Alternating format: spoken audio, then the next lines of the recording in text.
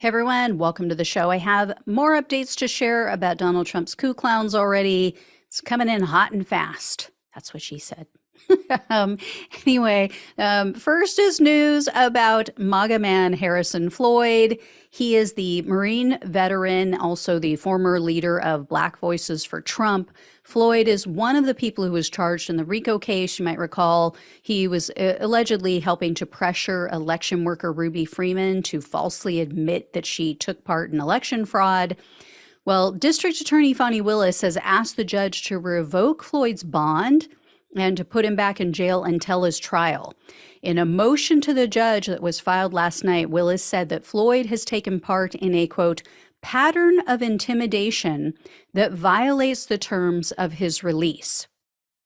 So she cited recent comments that he made on podcasts. He's also been on social media, and he's been tagging people who are related to this case, people like Georgia's Secretary of State, Brad Raffensperger, also Ruby Freeman, and others, that are involved in this case, people who are actual co-defendants.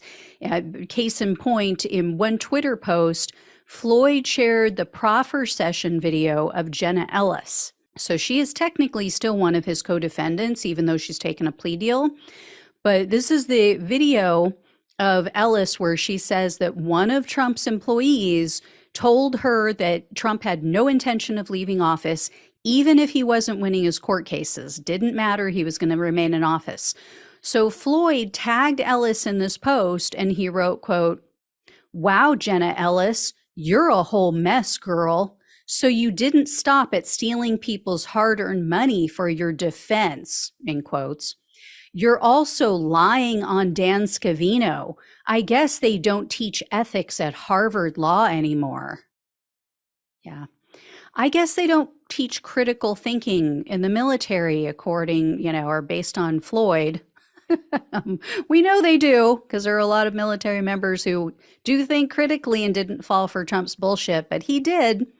Hook, line, and sinker. So anyway, Floyd's bond agreement says that he shall perform no act to intimidate or communicate directly or indirectly with any case co-defendant or witness.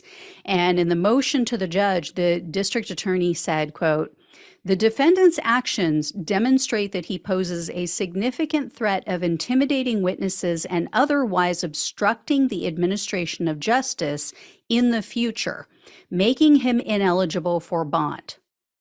So the judge is going to have to hold a hearing on this matter. No word yet as to when that will be, but then he'll make a decision. I have a feeling he's probably going to give Floyd one more chance. And, this guy has a lot of nerve calling someone else a whole mess. I will remind you, like I said, he was the leader of Black Voices for Trump. Yeah. That's like, oh, yeah, turkeys for Thanksgiving. Yay, let's celebrate Thanksgiving. Anyway, he's still facing charges for allegedly physically attacking one of the U.S. Marshals who tried to serve him the subpoena in this case. And speaking of hot messes, the attorney for Georgia RICO defendant Misty Hampton has now admitted to leaking the videos of the proffer sessions to the media. In a hearing to determine if the judge should issue a protective order over the evidence in this case, attorney Jonathan Miller told the judge, quote, "In being transparent with the court and to make sure that nobody else gets blamed for what happened, and so that I can go to sleep well tonight, Judge, I did release those videos to one outlet." So after hearing arguments from the prosecutors and the defense attorneys, the judge decided on a limited protective order. So the DA's office will have to label certain pieces of evidence as sensitive if they don't want them released. And then the defense attorneys have 14 days in which to lodge a disagreement and, ask that any sensitive material designation is overturned, and then the judge will decide what is and what isn't sensitive, what can and can't be released. Anything else that's not tagged as sensitive, though, can automatically be shared with the media. Next is news about another hot mess. Jeffrey Clark. Clark is another of Trump's co-defendants in the Georgia RICO case. He is the former Justice Department environmental attorney who Trump almost installed as Attorney General because Clark, as you might remember, he was willing to send a letter to several states falsely claiming that the DOJ had found voting irregularities. So the DC Bar Office of Disciplinary Counsel had filed ethics charges against Clark back in July of last year, 2022. This is specifically for his part in Trump's alleged coup. Well, Clark has been dragging this case out.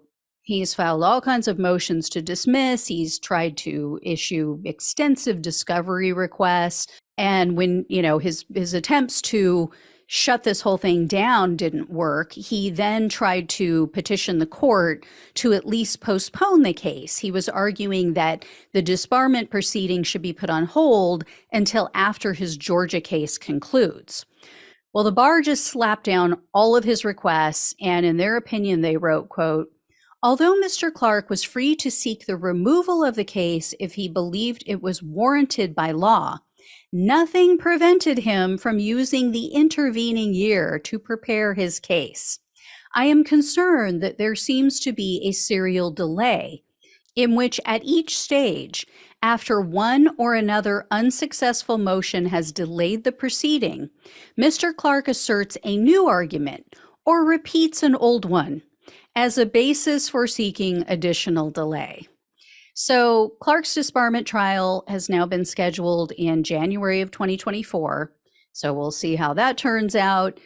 Coup clown Tina Peters is also back in the news. She is the former Mesa County clerk from Colorado. She's accused of assisting Trump's allies in breaching voting equipment in her office in that county.